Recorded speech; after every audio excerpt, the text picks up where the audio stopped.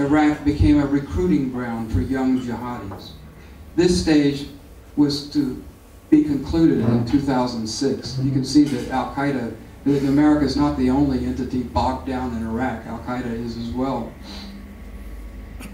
In the third stage, rising and standing up, Al-Qaeda will focus on Syria, Turkey, and at long last, Israel.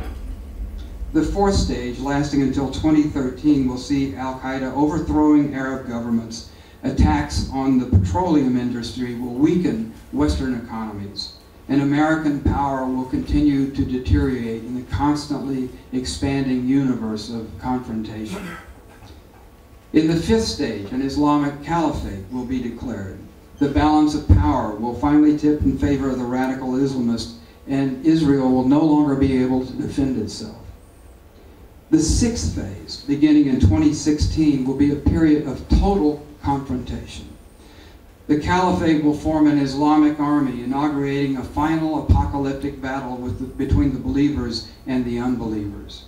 By 2020, definitive victory will be achieved. Now, what does victory mean here? Victory means falsehood will come to an end. The Islamic State will lead the human race once again to the shore of safety and the oasis of happiness.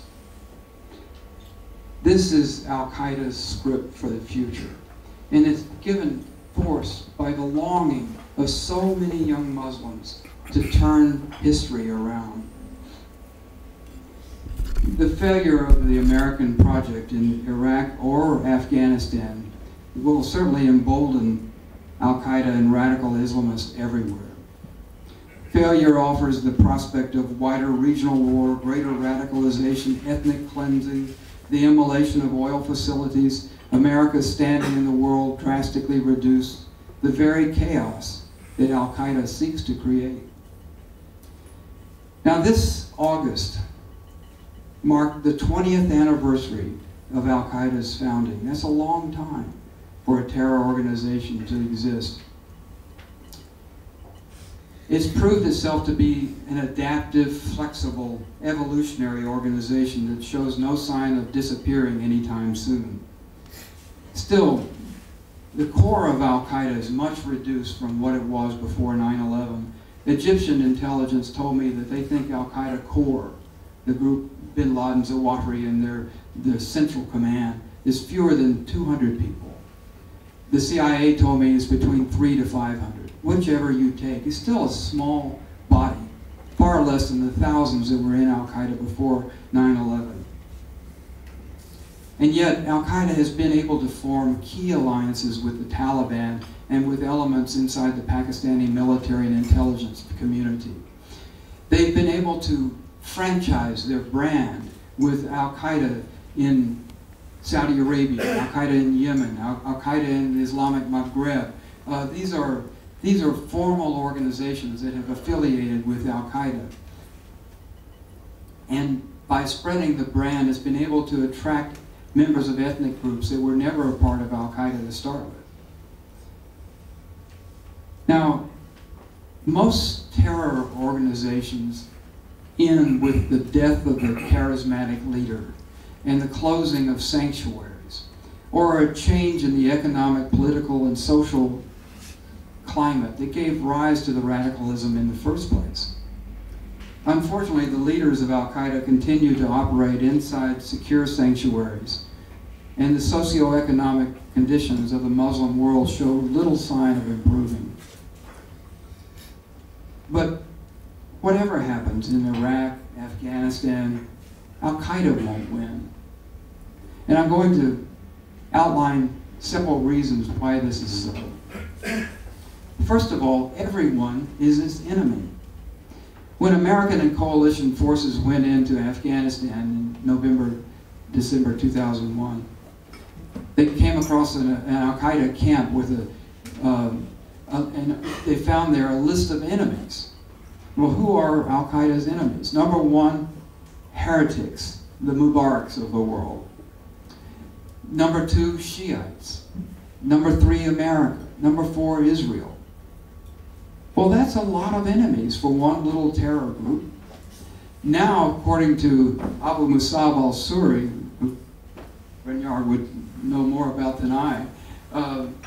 The list keeps expanding. That now includes Jews, Westerners in general, members of the NATO alliance, Russia, China, atheists, pagans, and hypocrites.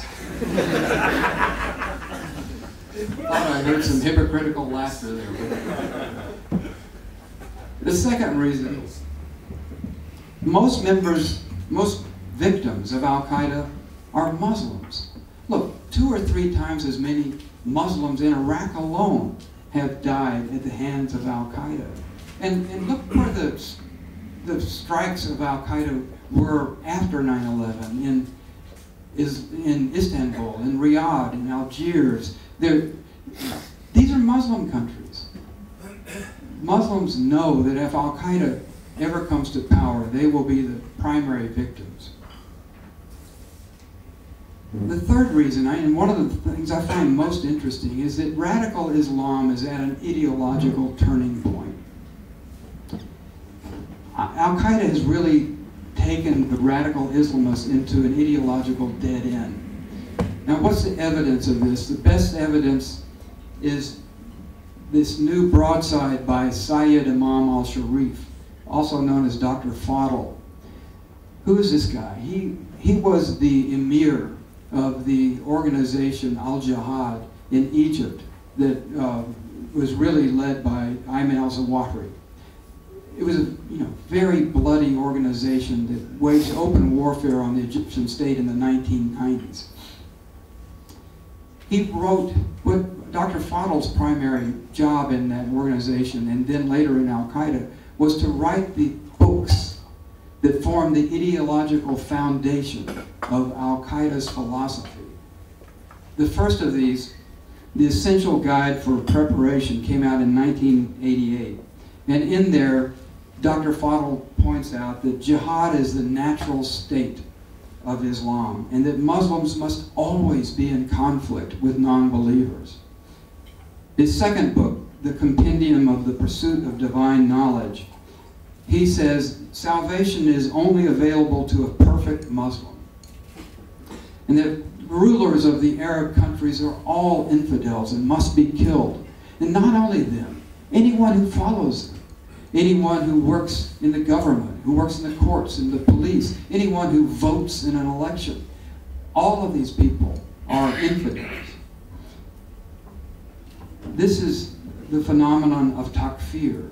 That is the expulsion of one Muslim by another from the faith. And Dr. Fadl is its primary philosopher. These books were given to Al-Qaeda recruits, and they were used to indoctrinate the youth. Now, right after 9/11, Dr. Fadl was captured in Yemen, and he was taken to Egypt, put in a prison. And recently, in November of last year, he began publishing a refutation of this in a series of articles in Al-Masri Al-Yom, an Egyptian daily.